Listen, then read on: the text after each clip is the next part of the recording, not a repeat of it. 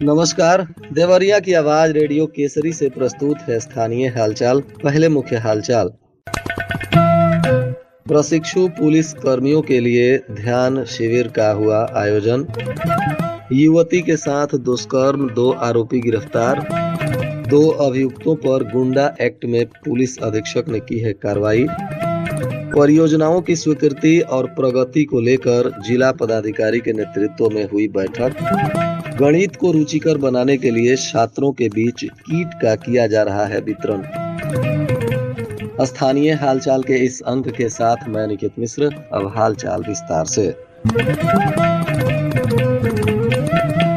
Police line Deoria में ब्रह्मा कुमारी संस्था के सौजन्य से शारीरिक फिटनेस, मानसिक स्वास्थ्य और ध्यान पर आधारित विशेष शिविर का आयोजन किया गया। इस अवसर पर शिविर में पुलिस लाइन में प्रशिक्षण प्राप्त कर रहे सभी आरटीसी प्रशिक्षु एवं अधिकारीगण उपस्थित रहे। शिविर में ब्रह्मा कुमारी संस्था से आए प्रशिक्षिकाओं में ब्रह्मा कुमारी की अनीता, ब्रह्मा कुमारी श्रद्धा एवं ब्रह्मा कुमारी अंजलि के द्वारा योग, प्राणायाम एवं विभिन्न ध्यान विधियों का अभ्यास कराया गया। प्रशिक्षिकाओं ने बताया कि मानसिक एकाग्रता, तनाव प्रबंधन एवं सकारात्मक सोच को विकसित करने के लिए ध्यान और योग अत्यंत उपयोगी साधन है। साथ ही पुलिस कर्मियों को अपनी ड्यूटी के दौरान शारीरिक और मानसिक संतुलन बनाए रखने के लिए सरल एवं प्रभावी अभ्यास कराए गए। इस अवसर पर उपस्थित अधिकारियों ने कहा कि ऐसे शिविरों से पुलिस कर्मियों में कार्य क्षमता, आत्मबल और आत्मविश्वास में वृद्धि होती है। पुलिस सेवा के कठिन दायित्वों को निभाने में मानसिक शांति और शारीरिक फिटनेस दोनों ही आवश्यक हैं, जिन्हें ध्यान और योग के माध्यम से ठीक रखा जा सकता है।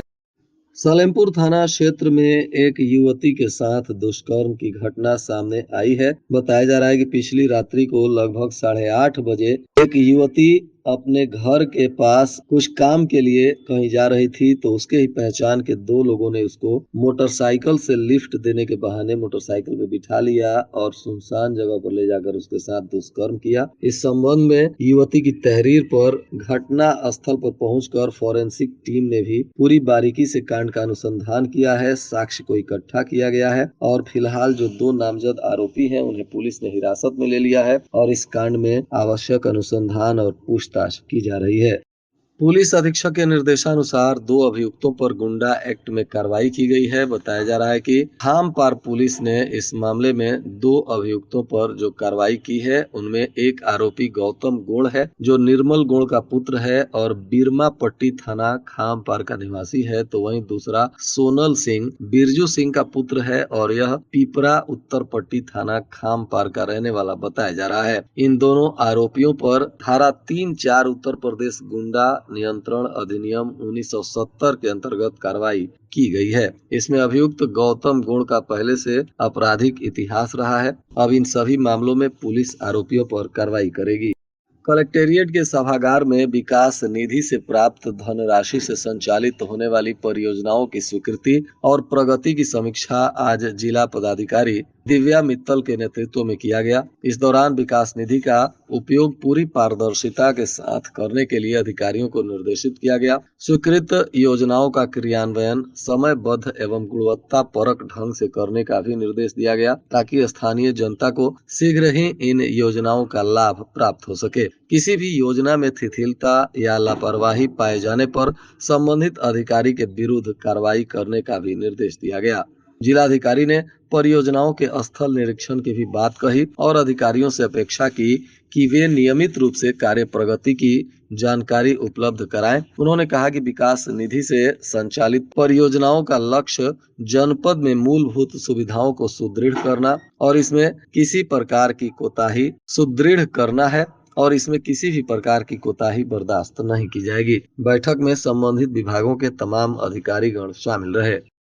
छात्र छात्राओं के लिए गणित विषय को रुचिकर बनाने के लिए विशेष जोर दिया जा रहा है। गणित विषय को गतिविधियों के माध्यम से पढ़ाने के लिए शासन की ओर से शिक्षा विभाग को गणित किट उपलब्ध कराया जा रहा है, जिससे बच्चों का गणित विषय के प्रति लगाव बढ़ेगा। जिले में संचालित 18 राजकीय माध्यमिक विद्यालयों के लिए शासन से गणित किट उपलब्ध भी हो गए हैं, जिन्हें जिला विद्यालय निरीक्षक कार्यालय के द्वारा संबंधित विद्यालय पर भेजवाए जा रहे हैं। जिले में 22 राजकीय माध्यमिक विद्यालय संचालित हैं, जिनमें 18 विद्यालयों में अध्ययनरत छात्रों को पढ़ाने के लिए शासन से यह किट प्राप्त हुआ है। इस किट से कक्षाओं में पढ़ाए जाने वाले विषयों में सबसे मुश्किल लगने वाले विषय गणित को आसान बनाने का प्रयास किया जाएगा। यह किट कक्षा 9 से 12वीं तक के छात्रों का गणित विषय रुचिकर बनाने में सहयोग करेगा। किट में गणित विषय के जटिल सवालों को आसानी से हल करने की सामग्री है। इसके माध्यम से गणित विषय छात्र आसानी से समझ सकेंगे, जिन विद्यालयों को आसानी से समझ सकेंगे। शहर के सीसी रोड स्थित श्री मनोकामना पूर्ण हनुमान मंदिर के समीप से विवादित भूमि का मामला लगातार तूल पकड़ता जा रहा है। अब सभी की नजर एसडीएम न्यायालय के आदेश पर टिकी है। एसडीएम न्यायालय में दोनों पक्षों से कागजात मांगे गए हैं। माना जा रहा है कि जल्द ही एसडीएम न्यायालय इसको लेकर निर्णय लेगा। उधर मामला मुख्यमंत्री योगी आदित्यनाथ के दरबार में पहुंचने के बाद प्रशासनिक अधिकारी भी फूंक फूंक कर कदम रख रहे हैं। देवरिया के सीसी रोड स्थित श्री मनोकामना पूर्ण हनुमान मंदिर की जमीन को लेकर काफी दिनों से राज्य मंत्री और उनके पटीदार और कुछ अन्य लोगों के साथ मंदिर के महंत से विवाद चल रहा है और इसी मामले को लेकर लगातार नए नए खबर सामने आ रहे हैं। बताया जा रहा है कि मंदिर के उत्तराधिकारी राजेश नारायण दास कुछ लोगों को लेकर धरना दिए और राज्य मंत्री के शव पर चारदीवारी चलाने तथा गेट लगाने का आरोप लगाया। इसी को लेकर ज्वाइंट मजिस्ट्रेट ने फोर्स के साथ संबंधित गेट को सील कर दिया। राज्य मंत्री के समर्थकों ने हंगामा करने के साथ ही धरना भी दिया। इसके बाद से लगातार मामला तूल पकड़ता जा रहा है और राज्य मंत्री विजय लक्ष्मी गौतम इसी मामले को लेकर मुख्यमंत्री से भी मुलाकात कर चुकी हैं।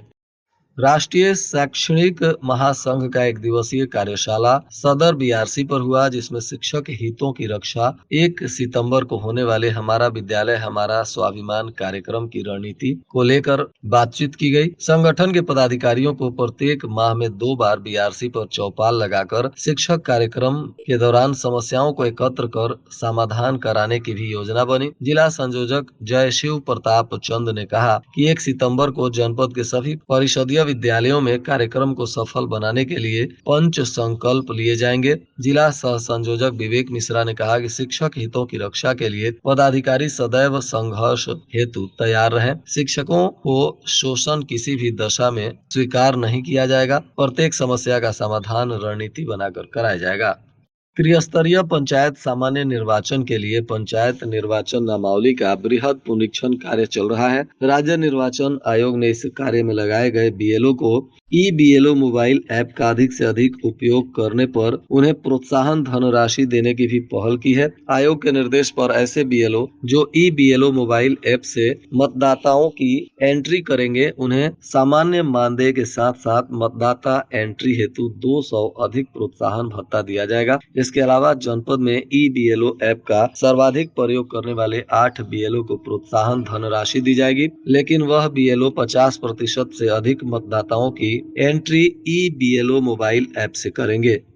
खरीफ में किसानों के मांग को लेकर यूरिया उपलब्ध कराने के लिए 108 साधन सहकारी समितियों को 972 मीट्रिक टन यूरिया का आवंटन किया गया है। सभी समितियों को एक समान यानी 9 मीट्रिक टन यूरिया आवंटित किया गया है। 1-2 दिन में सभी समितियों पर यूरिया पहुंच जाएगी। मुख्य विकास अधिकारी के निर्देश पर किसानों को जरूरत के अनुसार यूरिया की उपलब्धता बनाए रखने के लिए जिला कृषि अधिकारी उदय शंकर सिंह और सहायक आयुक्त एवं सहायक निबंधक सहकारिता ने प्री पोजिशनिंग में रखे गए यूरिया में से 108 साधन सहकारी समितियों को 972 मीट्रिक टन यूरिया का आवंटन किया है।